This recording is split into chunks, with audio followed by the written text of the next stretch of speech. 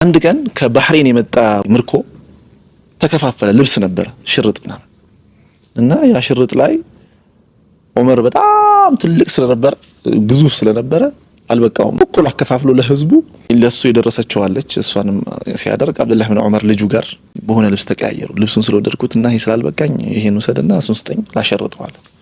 ወጣ ኹጥባ ሚንበር ላይ አዩሃ الناس አለ اتقوا الله ربكم واسمعوني واطيعوا ምናምን ነገር አለ።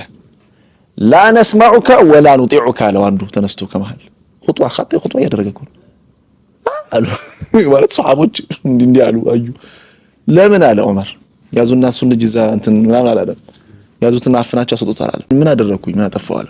ፐብሊክ እንትን ነው ኦዲት። ኦኬ ለኛ አንድ ልብስን የሰጠው አንተ ሁለት ነው የለበስከው ማን ፈቅዶልህ ነው አለ። ጥያቄ ነው።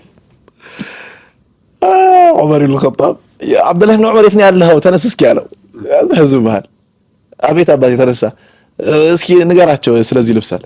አዎ አባቴ ይሄኛውን ልብስ ቀይሬህ ነው በዚህኛው ልብስ ስላልበቃ ሳምቲንግ አሁን ተመለሰን። نعم الان اسمعك واطيعك አሁን እሰማለሁ ተዛል ትራንስፓረንት አለቀ። ስለዚህ አንዳንዴ ምን መሰለህ መሪዎቻችንን የሚሆን ኢማሞቻችንን የምንሰራው እኛ ነን። ፊርዓውን ያደረገው ህዝቡ ነው። ኢስላም መፍጠር የሚፈልገው ትውልድ ዋዒ የሆነ ኦፕን ማይንድድ የሆነ ትራንስፓረንት የሆነ ትውልድ ነው እንጂ ባሪያ የሆነ ህዝብ አንጥላው ኮሜንት አንጥላው ጥሩ ነው። ጠቃሚ ከሆነ